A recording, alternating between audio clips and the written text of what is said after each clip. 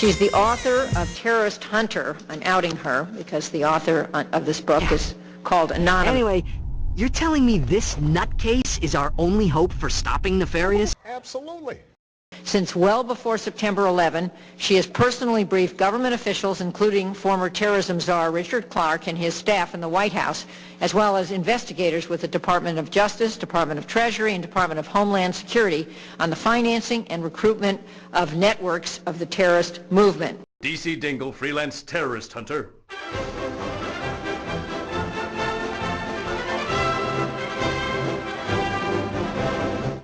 You are associated with an organization that's called the Foundation for the Defense of Democracy. For the Defense of Democracy. And I got out the board members today and the distinguished advisors and all that. Steve Forbes, Jack Kemp, Judge Louis Freeh, Newt Gingrich, Joseph Lieberman, James Woolsey, Gary Bauer down in Brazil, Eric Cantor, chairman of the Task Force on Terrorism, Republican for Virginia. You're listed, of course, on here as one of the, I guess, senior fellows. No, let's see, well, senior fellow. Why did you join this group? Because actually, way before this group was formed in the 90s, I was a professor at Florida Atlantic University for 14 years, teaching comparative politics, Middle East studies, and also I have testified to the U.S. Congress as of 1998. As an individual scholar, I wanted to educate as much as I can the public as to the threat of jihadism, the mounting threat of jihadism. But their power and their ability to recoup and retrain in Pakistan is growing, if anything else, if you know, is growing very quickly. And the new Pakistani government has withdrawn the military from the border area. So, if anything, their enclave in Pakistan is much stronger than it was, say, 6 months ago. They are proud, martial, and well-resourced, in part because they have built up a rich history of smuggling and other criminal enterprises that have... Boris, we'll see who's insane when my pets have exterminated all life on this miserable planet! Well, that should clear things right up, sir. When Captain Quark encountered the amoeboids for the first time, he immediately executed Emergency Response Plan Number 2. Committee Chairman Martin Dyes defends his expose. The committee is the only agency of government that has the power of exposure. Therefore, this investigation must go on without fear or favor, and our slogan must be, no quarter to the enemies of our country. The only safe haven that remains right now for Al-Qaeda is the virtual realm, and it's one that we should all be very concerned about. Al-Qaeda has become a global brand, driven by the power of the World Wide Web. Absolutely. What I'm reading here is these messages were found online in internal Al-Qaeda websites. I've never heard of that before. What's an internal Al-Qaeda website?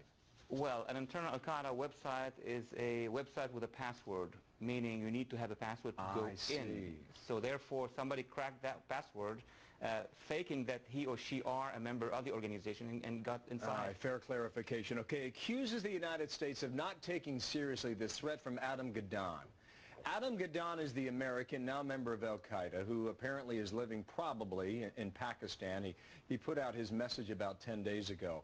What is it that we were not taking seriously? We had to play the role of law enforcement agencies because we are monitoring and doing what is needed to be done after studying the internet instead of having the FBI alerting the British authorities about such a plot.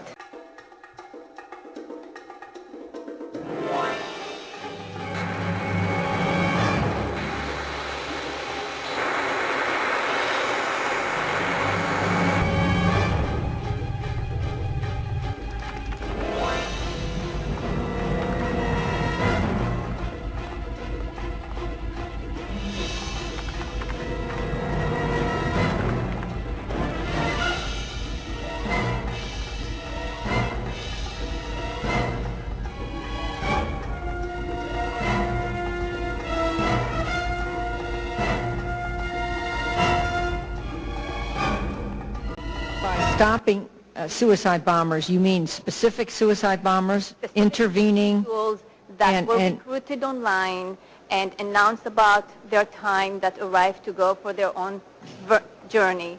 We alerted, in one case, we actually called immediately the FBI and they said, you know, Rita, we don't know how legal it is for us to go and stop something like that. I said, look, we have the email account, we have information about the individual, let's do something. We don't know where he's going to carry out his attack. It was an English message board, and we were extremely nervous.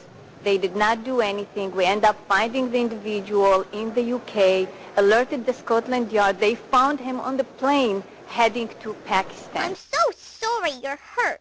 It's nothing a warm blueberry muffin can't fix. There's nothing like an intergalactic invasion. Please enter the number that best describes your emergency. We desperately need allies in this effort. We're so alone now. And you all remember what it was like right after 9/11, when the whole world was bending in our direction. It's you are the terrorists. For an operation like this, ideally you would like to keep the arrest as quiet as possible so the intelligence and police services have as long as possible to go and make the arrests of the people in those phones and email address books. Absolutely.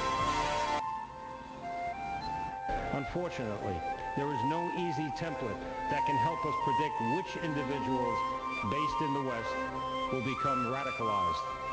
The people who take this path come from all walks of life. Typically, their ideological shift is not triggered by suffering, by oppression, or desperation. Every jihadist is a joke if you catch him in time.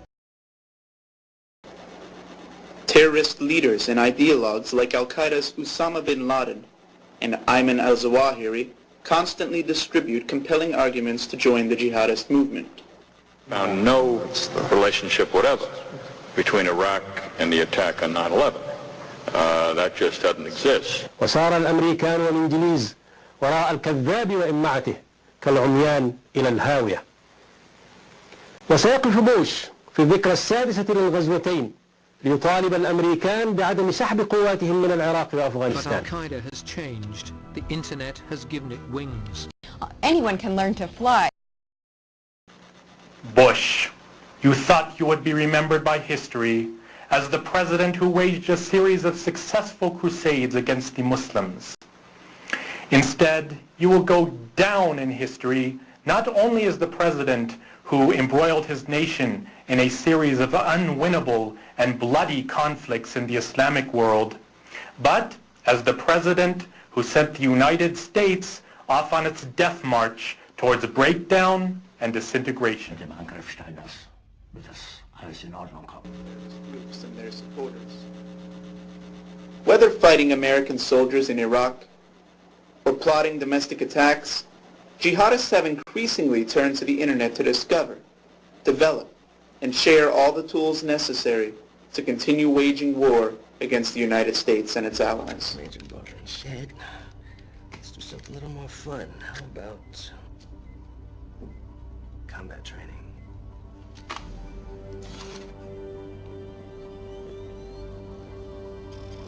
Jiu-Jitsu. I'm going to learn Jiu-Jitsu.